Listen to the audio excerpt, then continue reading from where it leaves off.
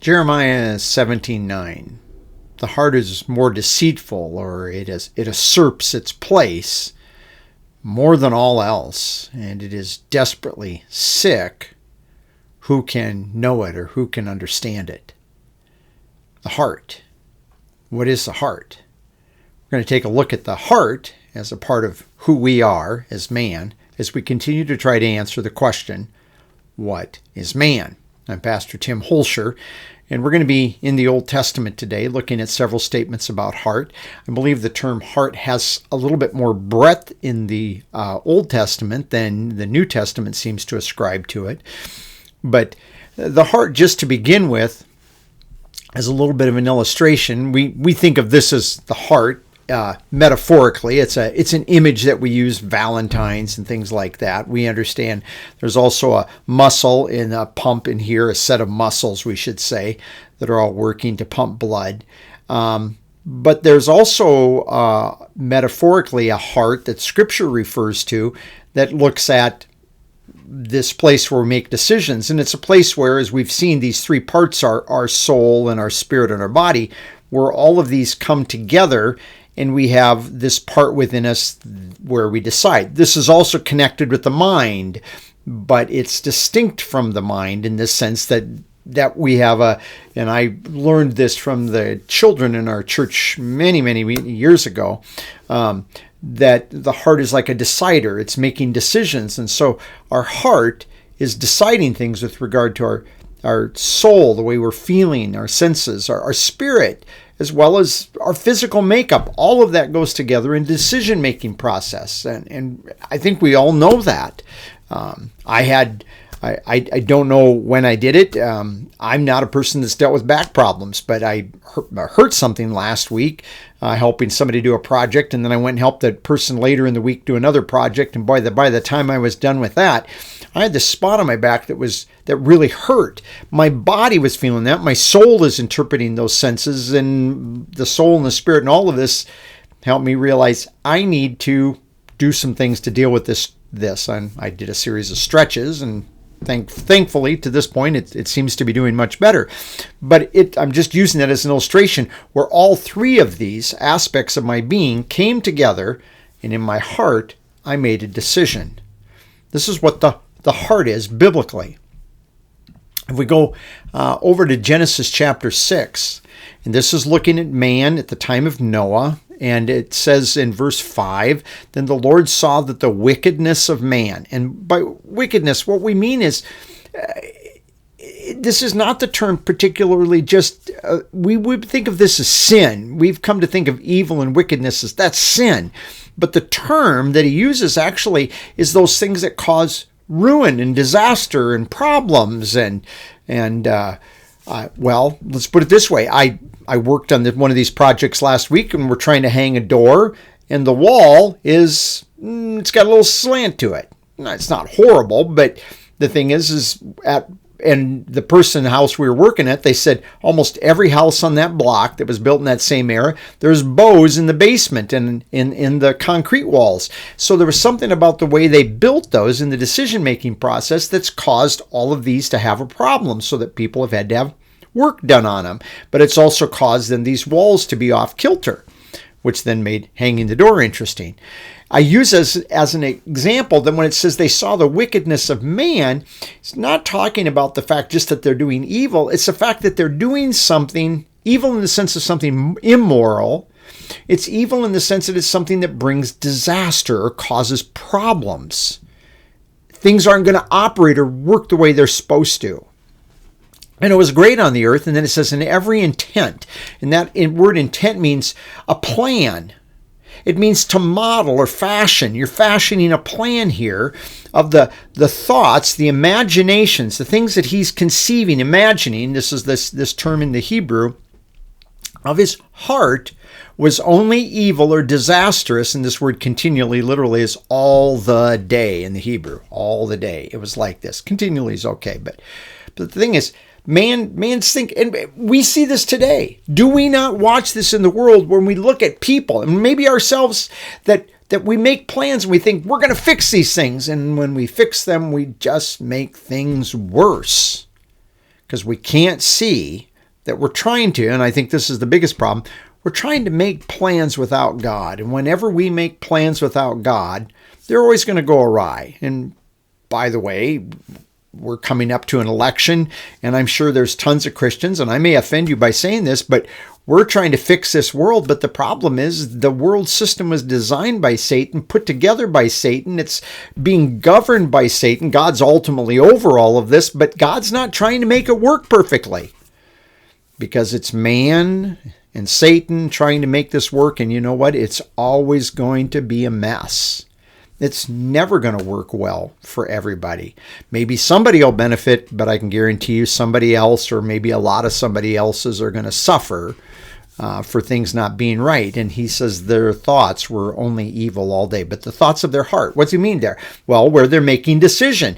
The imaginations, the things they're thinking of in the decision-making process only turns out to be disastrous. In Genesis chapter 17, and verse 17, it says, Then Abraham fell on his face and laughed and said in his heart, Will a child be born to a man 100 years old? And will Sarah, who is 90 years old, bear a child?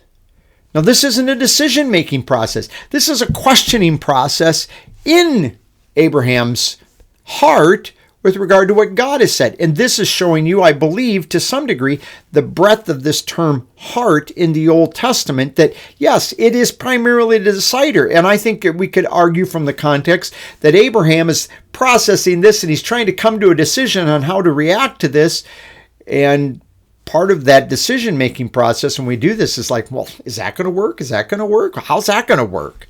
And we're trying to figure out how to decide. But you can see there's a little bit of, in the deciding process, there's some thinking, there's some cogitation going on, there's some processing of information.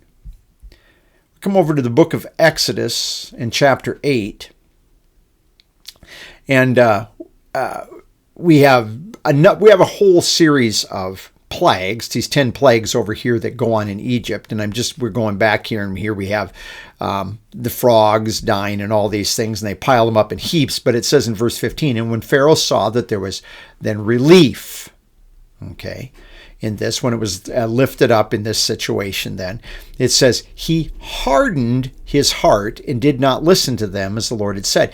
And I've highlighted this word hardened because I think some people do not understand this. But the heart is, remember, Pharaoh's making a decision as to whether to let the people of Israel go or whether to make them stay and continue serving Egypt. And this word hardened that's used here, he makes his heart heavy or unresponsive. I don't want to listen to you guys. Problem's over. I don't care anymore. My heart's heavy. It can't respond. It's like, it's too much. Too much. And that's what happened. It says, and Pharaoh, he's doing this. On the other hand, if we move over to Exodus chapter 19, it says, and this has to do with the boils and all of these things. And Pharaoh, think about that, what it's like to be covered with boils. I don't know if you know what a boil is, but think of a large sore that opens, and it's very painful. I've had one many, many years ago, and it was excruciatingly painful. And these people are covered with boils. So it says in verse 12, and the Lord then, so he hurts so bad that Pharaoh's going, okay, we're going to let you go because I can't hardly think to stand my ground here. Verse 12, and it says, and the Lord hardened. We have this word hardened. But this word here, katsak, is a term that's being used, and it means to strengthen. The Lord strengthened Pharaoh's heart. In other words, Pharaoh didn't really want to let Israel go. His decider was going, I don't want to let him go, but this hurts so bad, I'm going to give in. And the Lord strengthened his heart, I really believe, strengthened Pharaoh's heart so that Pharaoh did what Pharaoh really wanted to do. He's not in any way forcing Pharaoh to do something he doesn't want to do. Pharaoh's going, I want to let him go. No, Pharaoh's like, I don't want to let him go, but man, if this will take care of this pain and all this stuff that we've got all over I'll let him go. In his heart, he's making decisions. And the Lord strengthened his heart, strengthened his resolve so that Pharaoh goes, no, you can't go. Whereas the other way is like, the pain, no, made strong. That's what this term is talking about here. But again, it's decision making. And as we saw, as Abraham was thinking, it's also the thinking that goes on in this decision making process. One last one today. In Exodus 35, and I think this is important. And this expression is used a few times over here in the last part of Exodus as they're building the tabernacle, which is a fancy old word for tent. Yeah, I don't know why we continue to translate a tabernacle, because it's a tent is what it is.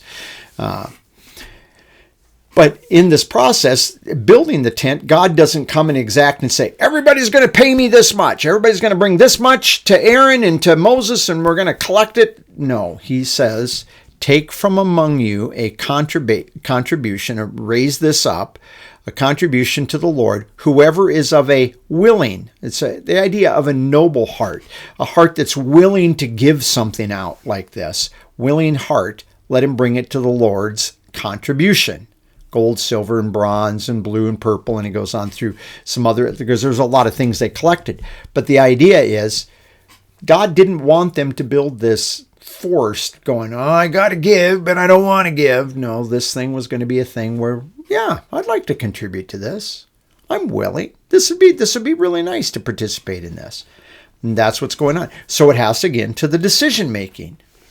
There are people that they give in churches, as an example, and not the same thing as this, keep in mind, but they give grudgingly. They give, I don't want to give, but I have to give because it's expected of me. And they shouldn't be giving, but that's a whole other Bible study from New Testament texts. But even here under the law, where the people were required to give a tithe, under the law, these people also are given the opportunity in this case to give something willing. And there were other times that people could give willing offerings out of a willing heart, out of a noble heart, a heart that really wanted to willingly participate. I'm trying to come up with a different adjective, or a different adverb, but we'll go with willing, as they have here in the New American Standard. But this is the heart. Some examples from the Old Testament that even this heart has this idea that while there's some thinking going on, in the end, it's going to come down to making this decision. Am I going to do this, or am I going to do this? Am I going to do what God wants, or am I going to do what I want? Am I going to choose this, or am I going to choose that? That's what we're doing with the heart.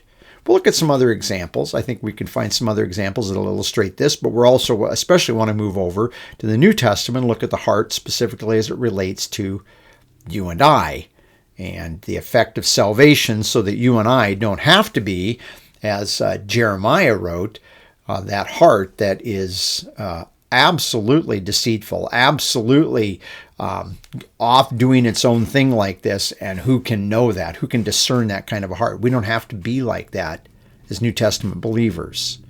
But we'll save that for our next study. And with that, think about your heart, decision-making processes that you're involved in today and in days to come. And as always, I encourage you to have a good day in the Lord. There's a decision that you can make. And I want to thank you for joining me.